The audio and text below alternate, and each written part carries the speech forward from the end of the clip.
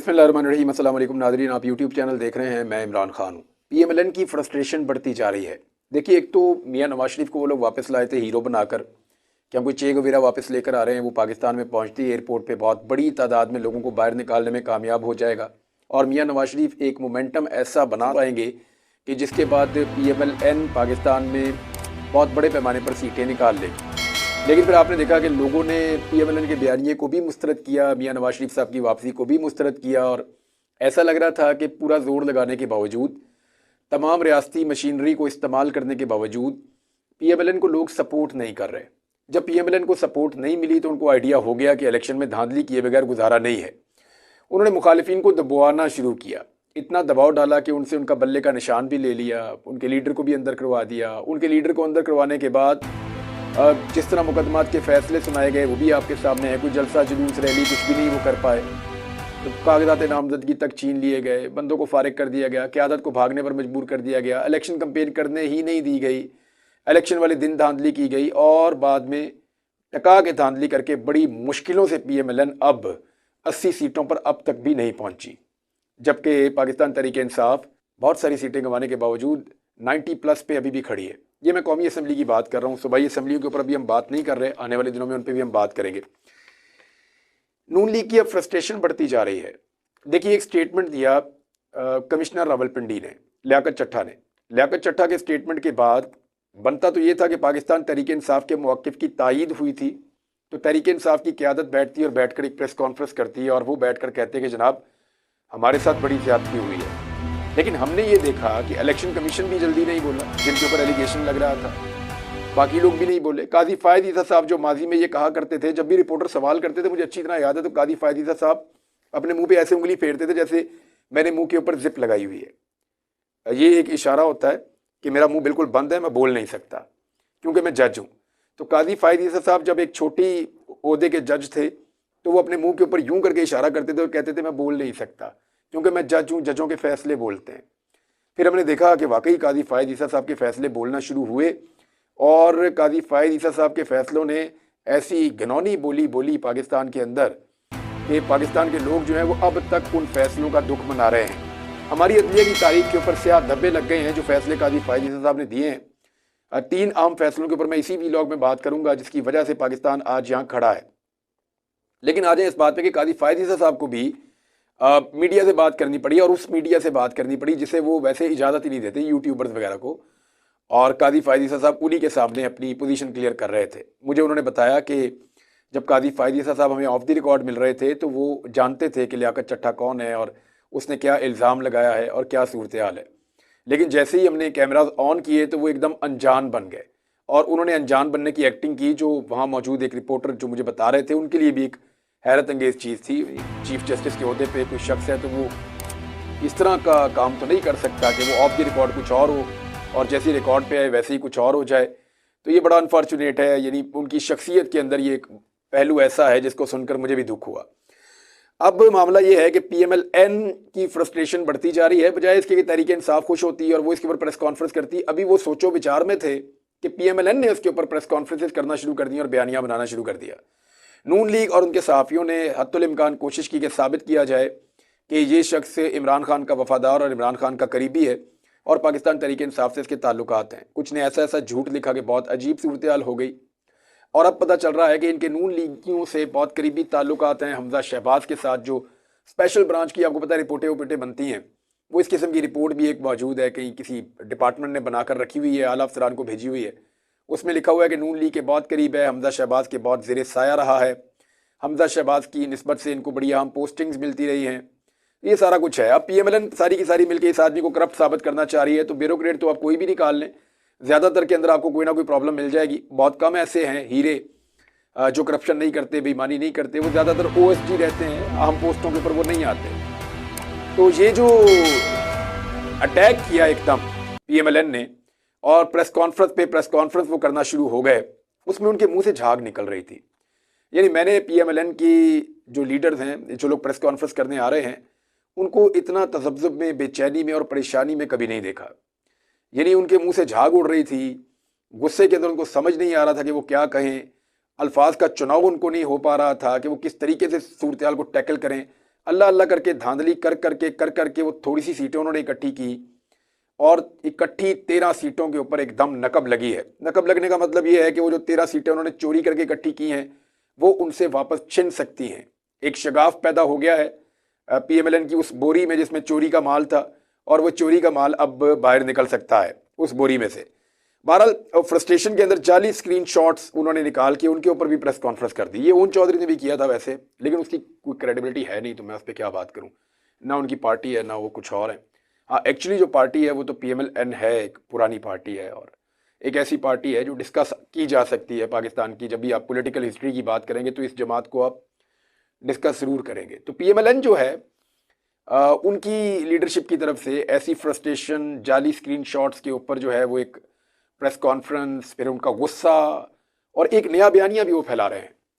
ये जो नया बयानिया है ये बड़ा खौफनाक है। इसमें कुछ अल्फाज वो इस्तेमाल कर रहे हैं जिनसे लगता है कि शायद ये दोबारा कुछ बड़ा करने जा रहे हैं। मैं आपको रिकॉर्ड के ऊपर रख रहा हूँ। यानी लफ्ज़ जो इस्तेमाल किए जा रहे हैं, ये गौर कर लीजिए, ये अल्फाज कब इस्तेमाल किए गए थे। जब इमरान खान पे कातिलाना हमला हुआ था तो उससे पहले इस तरह के अल्फाज इस्तेमाल किए गए थे। अब दोबारा से नून लीग की क़यादत ने ऐसे अल्फाज का चुनाव और इस्तेमाल शुरू कर दिया है।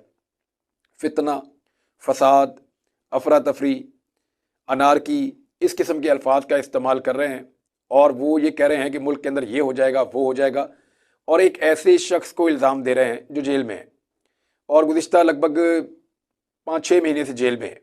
एक बंदा जेल में है, वो बाहर कुछ कर ही नहीं रहा, उसकी पार्टी को आप इलेक्शन भी नहीं लड़ने दे रहे, जो एहतजाज करने आते हैं ख़वातीन और बच्चों, उनको गिरफ्तार कर लिया जाता है। हमने लाहौर में जो मनाजिर देखे, मोहसिन नकवी साहब को एहसास होना चाहिए, उनके घर में भी फैमिली है, बच्चे हैं, और उनको ये देखना चाहिए कि वो कितना जुल्म और कितनी बर्बरियत करेंगे। क्या उन्होंने अल्लाह को जवाब नहीं देना? ये जुल्म के जो पहाड़ तोड़े हैं, शर्म आनी चाहिए।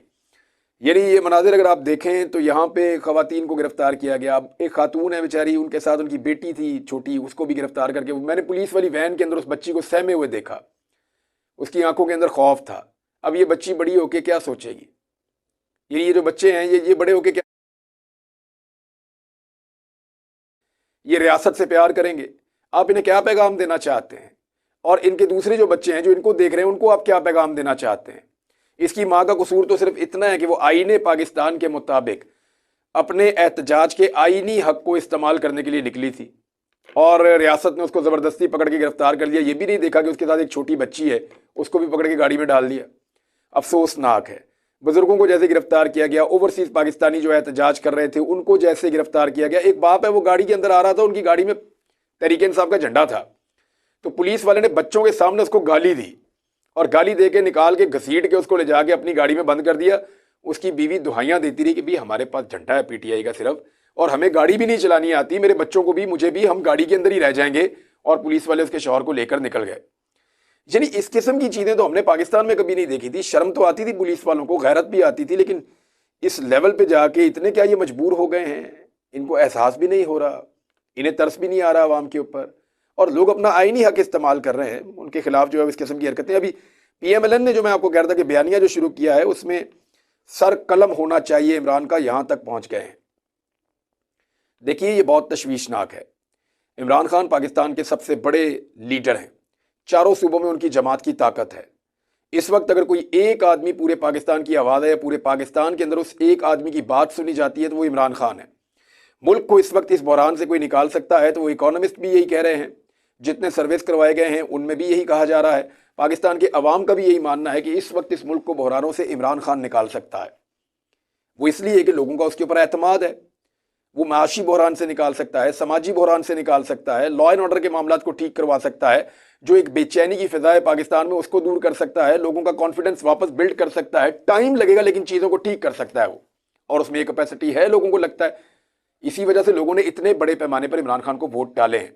अब एक ऐसा लीडर जो जेल में है और एक ऐसी जमात जिसकी हुकूमत बनने वाली है, जो हुकूमत में लाई जा रही है, बस आप यही समझ लें, उस जमात के तर्जुमान ने जब ये कहा कि उसका सर कलम कर दिया जाए तो समझ लीजिए कि इमरान खान की जान को खतरा है।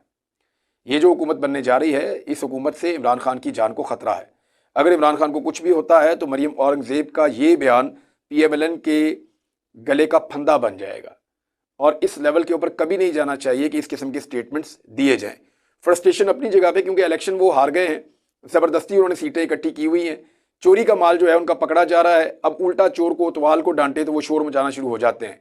ये फ्रस्ट्रेशन जरूर निकालें, लेकिन एक लेवल तक जाएं, उससे आगे ना जाएं। क्योंकि अब फजलुर रहमान साहब ने जो स्टेटमेंट दिया उसकी तस्दीक राजा रियाज साहब ने भी कर दी है। राजा रियाज साहब जो हैं वो नईम भट्ट साहब से बात कर रहे थे, सीनियर जर्नलिस्ट हैं। उनसे बात करते हुए उन्होंने कहा जी बिल्कुल यही बात राजा रियाज साहब ने कहा, हमें जब मुलाकात हुई तो फजलुर रहमान साहब ने हमें भी बताई थी और उन्होंने बात की तस्दीक की कि जो फजलुर रहमान साहब ने बात की है ये पहले से हमें पता थी। तो जो बातें इस वक्त बलोच सरदार कर रहे हैं ना, वो तो कोई लेवल ही नहीं मैच करता। यानी अगर आप सुने, मैं तो वो बात कहना भी नहीं चाहता। जो बात महमूद खान अचकज़ई साहब कह रहे हैं, जो बात अख्तर मेंगल साहब कह रहे हैं, जो बात रईसानी साहब कह रहे हैं और जो बातें बलूचिस्तान के नौजवान कह रहे हैं, मेरे ख्याल में रियासत पाकिस्तान को होश के नाखून लेने चाहिए और ये धांधली वाला सिलसिला रोक कर लोगों के दुखों का मदावा करना चाहिए और लोगों को उनका जो इस्तिस्वाब राय का हक है कि उन्होंने खुद फैसला करना है अपने मुल्क का और अपने मुस्तकबिल का, वो उनको लौटा देना चाहिए। और उसका सबसे आसान तरीका फॉर्म 45 है। PMLN के लोग ये तो कहते हैं कि धांधली नहीं हुई, लेकिन जैसे ही उन्हें कहा जाता है कि अपने फॉर्म 45 ले आएं तो वो फॉर्म 45 लाने से इनकार कर देते हैं। जबकि पाकिस्तान तहरीक इंसाफ के लोग, आज़ाद उम्मीदवार दीगर जो हैं वो भी जमात इस्लामी के लोग, तहरीक लब्बैक के लोग और इसके अलावा दीगर आज़ाद उम्मीदवार जैसे मुस्तफ़ा नवाज खोखर हैं, उन्होंने कहा जी मैं ले आता हूँ फॉर्म 45, इसके ऊपर फैसला कर ले। मैं 2 सीटें हारा हूँ और 2 सीटें पाकिस्तान तहरीक इंसाफ जीती है, लेकिन ज़बरदस्ती ये किसी और को जितवा दी गई, PMLN को फ़ायदा दिया गया। तो अब यही एक तरीका रह गया रियासत के पास कि वो इन चीज़ों को वापस ठीक इस तरीके से कर सकती है। लेकिन छापों का सिलसिला जारी है। एक छापा पड़ा है कमिश्नर साहब के अपने PA के घर के ऊपर और उनके एक रिश्तेदार को गिरफ्तार कर लिया गया है। ज़रा इसके ऊपर आप गौर कीजिएगा। कमिश्नर चट्ठा वो एक एलिगेशन लगाता है और फिर वो गिरफ्तार हो जाता है। एक तो इल्ज़ाम लगाने के ऊपर गिरफ्तारी, ये मुझे समझ नहीं आ रही। गिरफ्तार कर लिया गया, मेरी इत्तला के मुताबिक अभी तक मुकदमा दर्ज नहीं किया गया। फिर एक चीज़ और हो रही है कि कमिश्नर जो है वो छापे उससे मुताल्लिका लोगों पर क्यों मारे जा रहे हैं, क्योंकि कुछ लोग ये क्लेम कर रहे हैं और सोर्सेज ये कह रहे हैं कि कमिश्नर लियाकत चट्ठा के पास उनके मोबाइल फ़ोन में और दीगर डिवाइसेस में कुछ ऐसा रिकॉर्ड मौजूद है जिसके ज़रिए वो साबित कर सकते हैं कि धांधली करवाने के लिए अहकामात कहाँ से आ रहे थे, कौन दे रहा था और कितना दबाव था। ख़ुसूसन इलेक्शन कमीशन के हवाले से, या अभी कुछ लोगों ने इशारा किया कि मॉडल टाउन में PMLN का एक दफ्तर है, वहाँ से क्या अहकामात आ रहे थे और दीगर जगहों से क्या अहकामात आ रहे थे। वो तो जो रिकॉर्ड है कमिश्नर लियाकत चट्ठा का वो वहाँ से फराहम कर सकते हैं। और लियाकत चट्ठा कोई कमज़ोर आदमी नहीं है। मेरे ख्याल में अगर उसने ये सोचा है और ये ज़मीर की आवाज़ पे अगर किया है तो फिर लियाकत चट्ठा के पास ज़रूर ऐसे सबूत मौजूद हैं जिनको वो अदालत में पेश कर सकता है। और इसीलिए लियाकत चट्ठा को एहतियातन गिरफ्तार किया गया और उसके बाद छापे मारे जा रहे हैं मोबाइल फ़ोन छीनने के लिए, डिवाइसेस को काबू करने के लिए। देखना होगा कि लियाकत चट्ठा के पास क्या है और वो क्या चीज़ पेश करते हैं। अच्छा, ये थे कमिश्नर रावलपिंडी। जो RPO रावलपिंडी हैं वो भी छुट्टी पर चले गए हैं 15 दिन की छुट्टी लेकर। यानी ये भी एक, और ओवरसीज़ पाकिस्तानी पूछ रहे हैं कि जनाब ये कौन से मुल्क में आ रहे हैं, ज़रा ये बता दें मेहरबानी करके, हमने इनका इस्तकबाल करना है। उनकी छुट्टी भी ख़राब कर देंगे ओवरसीज़ पाकिस्तानी। लेकिन मामला ये है कि RPO रावलपिंडी का इस तरह अचानक छुट्टी पर जाना और कमिश्नर का जो है वो इस तरह का एक बड़ा पोल खोल देना, ये चीज़ें कहीं एक रास्ता तो नहीं खोल रही कि दीगर जो ब्यूरोक्रेट्स हैं बाकी सब लोग वो भी इसी रास्ते पर चल पड़े। क्योंकि RO जो हमने रात के देखे बैठे हुए कि वो एक प्रेस कॉन्फ्रेंस कर रहे थे, तो वहाँ भी 2-3 सवाल पैदा हो गए। एक ये कि इन ROs को इकट्ठा किसने किया या ये इकट्ठे कैसे हो गए, इन्हें ये ख्याल कैसे आया कि हम सबको इकट्ठे होकर एक प्रेस कॉन्फ्रेंस करनी चाहिए इनकी बला से। जो कमिश्नर जाने और हुकूमत जाने और इलेक्शन कमीशन जाने, इनके ऊपर तो इल्ज़ाम भी कोई नहीं लगाया। ये इकट्ठे कैसे हुए, मीडिया को किसने बुलाया, इन सबका मीडिया से क्या ताल्लुक था, फिर इन्होंने इकट्ठे होकर एक जगह बैठ के एक टाइम पे प्रेस कॉन्फ्रेंस कैसे की। और उसके अंदर जो इनके चेहरे हैं वो सारा सच बोल रहे थे। बेचारों के मुंह उतरे हुए थे, डरे हुए, सहमे हुए, परेशान किस्म के वो ROs थे। लेकिन इसके बावजूद जो है उनसे एक प्रेस कॉन्फ्रेंस करवाई गई और उन्होंने एक प्रेस कॉन्फ्रेंस की है। अब आ जाए इस बात पे, छापे शेर अफजल मरवत के घर पे छापा पड़ा, वो जख्मी भी हो गए हैं। अली अमीन गंडापुर का अभी तक कामयाबी का नोटिफिकेशन नहीं आया। भारत खैबर पख्तूनख्वा के कामयाबी के नोटिफिकेशन MPS के आ रहे हैं। अली अमीन गंडापुर का लटकाया गया है। मेरे ख्याल में रीज़न यही है कि वो इमरान खान के वज़ारत आला के उम्मीदवार हैं। PSL के हवाले से खबर आ रही है कि जो पाकिस्तान क्रिकेट लीग हो रही है उसमें जो नौजवान हैं वो इमरान खान के नारे लगा रहे हैं, तेरा यार मेरा यार, कैदी नंबर 804। फिर एक वो लगाते हैं कि मरियम के पापा चोर हैं, ये वो नारा लगाते हैं। इसके अलावा 2-4 और नारे वो लगाते हैं।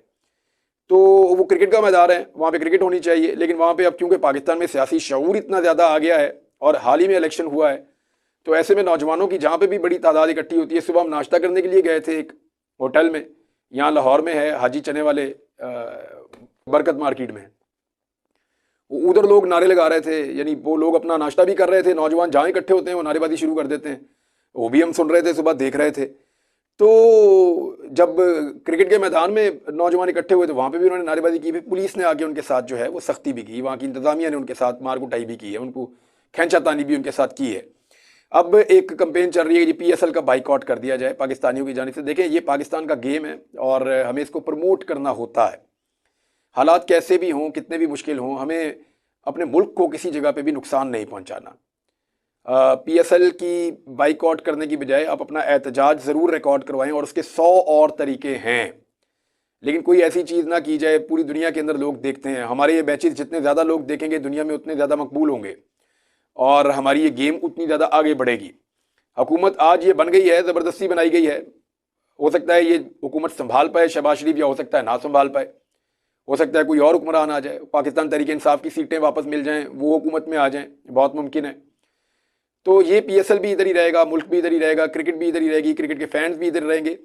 जहाँ तक फैंस हैं उनको चाहिए कि वो मैचेस देखें, और जहाँ तक हुकूमत है उनको बर्दाश्त करना चाहिए कि लोग कोई भी नारा लगा सकते हैं। पाकिस्तान में डेमोक्रेसी है, आज़ादी इज़हार राय है, कोई आदमी कोई भी नारा लगाना चाहे तो उसको नारा लगाने से रोकना नहीं चाहिए। कादिर फायद ईसा साहब ने जो 2-3 चीज़ें की हैं, वो चीज़ें मैं आपको अगले वीलॉग में बताता हूँ, क्योंकि वो चीज़ें बड़ी इंपॉर्टेंट है। इनको मैं रोक लेता हूँ और अगले वीलॉग में कुछ चीज़ें और आपके साथ शेयर करता हूँ। अब तक के लिए इतना ही। अपना ख्याल रखिएगा, अपने इस चैनल का भी। अल्लाह हाफ़िज़।